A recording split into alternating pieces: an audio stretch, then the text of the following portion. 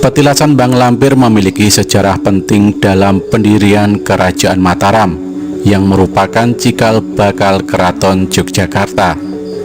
Jauh sebelum kerajaan berdiri, di tempat inilah Ki Ageng Pemanahan mendapatkan wahyu pendirian keraton.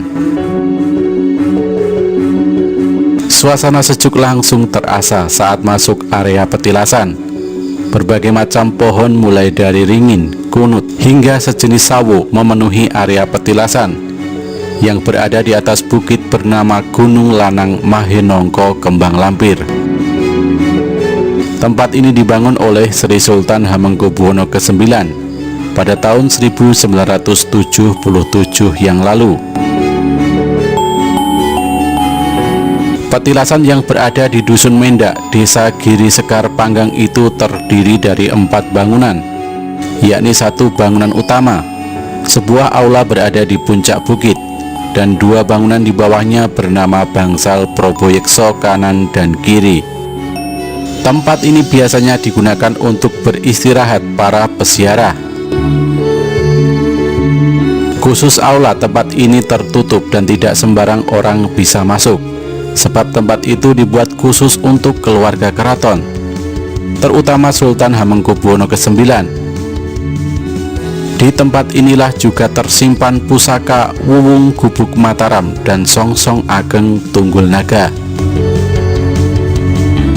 Untuk bisa sampai ke bangunan utama, bagi peziarah harus menyiapkan tenaga ekstra, sebab selain harus menaiki 56 anak tangga, pengunjung harus berhati-hati karena tingkat kecuraman mencapai sekitar 45 derajat.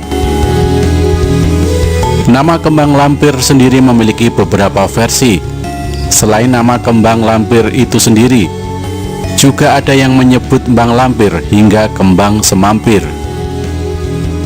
Namun menurut juru kunci petilasan Bapak Sutrisno mengatakan, umumnya pengunjung lebih sering menyebutnya Bang Lampir. Dia juga tidak mempermasalahkan banyaknya sebutan di petilasan itu, karena pada dasarnya memiliki makna yang sama. Nama kembang semampir sendiri tidak lepas dari pertapaan yang dilakukan oleh Ki Ageng Pemanahan sebelum membantu anaknya Panembahan Senopati mendirikan Kerajaan Mataram. Ia diminta gurunya Sunan Kalijogo untuk bertapa di bukit itu. Di sela-sela pertapaannya tersebut, Ki Ageng Pemanahan mendapatkan sekuncup bunga yang terselip di pohon wegi. Lalu kembang itu diambil dan dibawa pulang. Namun sebelum pulang, Ki Ageng Pemanahan menyempatkan diri berkunjung ke rumah Ki Ageng Giring di Desa Sodo, Kecamatan Palian. Di rumah itulah terjadinya peristiwa menenggak degan gagak emprit milik saudara seperguruannya itu, yang dipercaya bisa menurunkan raja-raja besar di tanah Jawa.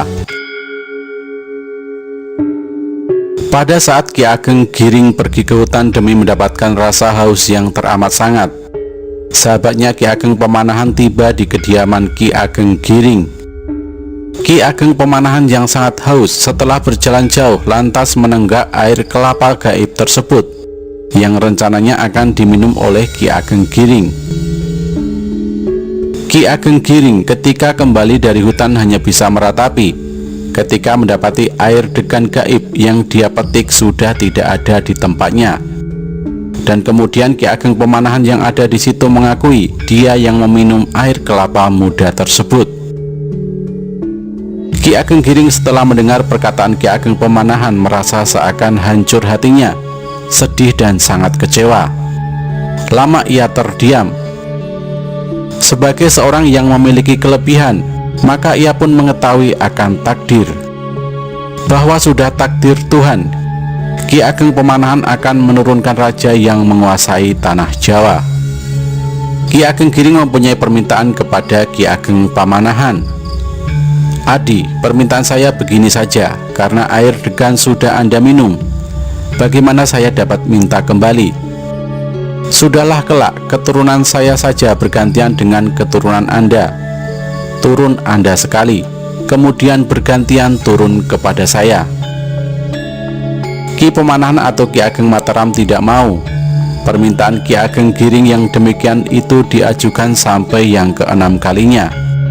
Ki Ageng Mataram juga tidak mau. Kemudian ganti Ki Giring minta turun yang ke-7.